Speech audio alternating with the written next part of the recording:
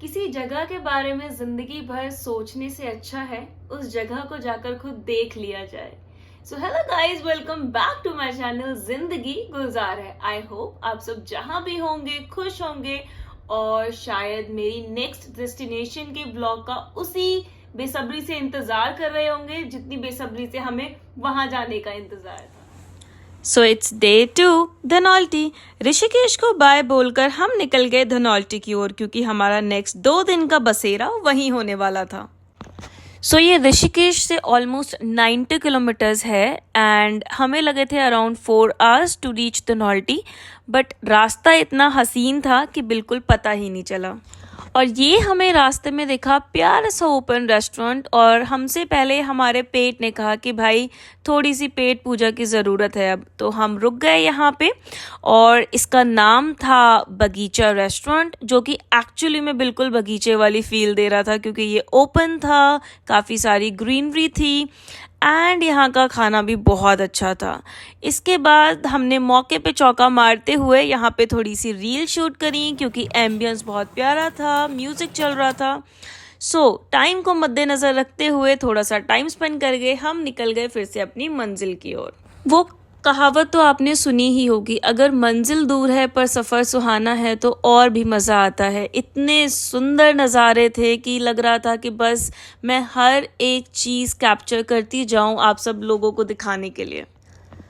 फिर हम थोड़ा सा थक गए थे तो हमने लिया अपना सेकंड स्टॉप, जहां मिले हमें प्यारे प्यारे 2 बच्चे, गबरू और माऊ। वैसे मुझे ये बहुत प्यारे लगते हैं, बट मुझे इनसे डर भी लगता है, टू बी वेरी ऑनेस्ट। और जो लोग मुझे जानते हैं वो लोग इस चीज़ से अग्री करेंगे। बट फिर अपने डर को थोड़ा सा साइड रखते हुए मैं गई गबरू को प्यार करने, और मैंने इसको थोड़ा सा प्यार किया। मुझे बहुत ज़्यादा प्यारा लग रहा था, बट माऊ को पकड़ने की मेरी हिम्मत नहीं हो पाई बिल्कुल भी। बट क्रिश माऊ के साथ खेल रहे थे और उन्होंने काफ़ी अच्छा टाइम स्पेंड किया माऊ के साथ। फिर इनको भी बाय बोलते हुए हम निकल गए फिर से अपनी मंजिल की ओर, क्योंकि मौसम थोड़ा सा ख़राब हो रहा था, लग रहा था शायद बारिश होने वाली है, तो हमें लगा कहीं हम रास्ते में फंस ना जाएं, इसीलिए हम फटाफट यहाँ से भी निकल गए। जैसे जैसे धनौल्टी के पास आते जा रहे थे ठंड बढ़ती जा रही थी और विजिबिलिटी थोड़ी सी कम होती जा रही थी। ऐसा लग रहा था जैसे हम लोग बादलों के बीच में से होकर जा रहे हैं। Finally after 4 hours we reached adventure pass, और यहाँ था हमारा आज का स्टे। ये बेसिकली कैंप स्टे था। तो चलिए आपको छोटा सा रूम टूर देते हैं। तो यहाँ पे था कोजी सा bed, side tables and tea table. And camp stay की अगर बात करें तो यहाँ पे आपके लिए बेसिक रिक्वायरमेंट्स की सारी चीज़ें होती हैं, बहुत ज़्यादा लग्जरी नहीं होता है। बट यहाँ पे जो सबसे इम्पॉर्टेंट चीज़ होती है वो होती है इनकी बालकनी से व्यू। ओ माय गॉड, इतना ज़्यादा ब्रेथ टेकिंग व्यू था। अगर हम सनसेट की बात करें या हम सनराइज़ की बात करें, मतलब इट वाज सो मेस्मराइजिंग कि हम अपनी आंखें वहाँ से हटा ही नहीं पा रहे थे। क्योंकि ये पहाड़ है तो यहाँ पे दिन थोड़ा सा जल्दी ढल जाता है। तो फाइनली जैसे ही शाम हुई, बॉन फायर का अरेंजमेंट हुआ और हम लोग बैठ गए बाहर बॉन फायर में मस्ती करने। काफ़ी बातें हुई। उसके बाद जैसे ही थोड़ी ठंड बढ़ गई, हम लोग आ गए अपने रूम में और हमें लगा कि बालकनी में बैठना ज़्यादा बेटर है। बालकनी में बैठ के हमने खेला दम शरेड्स, और यहाँ पे इतना ज़्यादा मज़ा आ रहा था कि हम लोग हंस हंस के बिल्कुल लोटपोट हो चुके थे। हम लोग लेट नाइट तक खेलते रहे एंड फाइनली हमें लगा इट्स टाइम टू स्लीप, सो हम लोग चले गए सोने। वैसे तो हम लोग नॉर्मली बहुत लेट उठते हैं, बट पता नहीं उस दिन क्या हुआ, जैसे ही सुबह के 6:30 बजे और सनराइज़ होना स्टार्ट हुआ, हल्की हल्की किरणें हम लोग के रूम पे आ रही थी एंड हम लोग जग गए। जैसे ही हमने जाके बालकनी में व्यू देखा, ओ माय गॉड, इतना ज़्यादा प्यारा व्यू था। इट वाज लाइक हम लोग बस चेयर डाल के वहाँ पे बैठ गए और अपनी चाय के मज़े लेते रहे एंड जब तक अच्छे से सनराइज़ नहीं हो गया तब तक हम लोग वहीं पर बैठे रहे। इसके बाद हम लोग निकल गए थे मॉर्निंग वॉक के लिए, क्योंकि हम लोग के कैंप के जस्ट बगल में था इको पार्क, जो कि काफ़ी बड़ा था एंड सबसे अच्छी चीज़ थी उसके पीक पे अगर आप जाएं तो वहाँ से आपको 360 डिग्री व्यू में सिर्फ माउंटेन्स ही माउंटेन्स दिखते हैं दूर दूर तक. सो वहाँ पे जाना वॉज वर्थ गोइंग.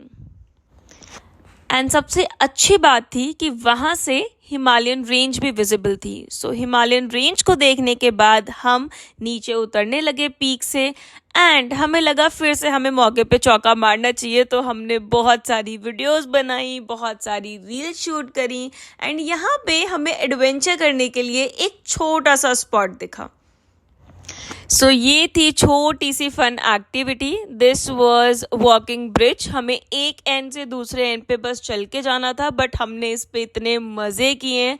मैंने और दीक्षा ने पूरा पैसा वसूल किया इस पे चल के. सो ये सब करते करते हम लोग को लग गई थी बहुत तेज़ भूख. सो इको पार्क के जस्ट सामने था फूड पॉइंट. हम लोग वहाँ पर आ गए थे एंड गेस व्हाट, हमने क्या ऑर्डर किया.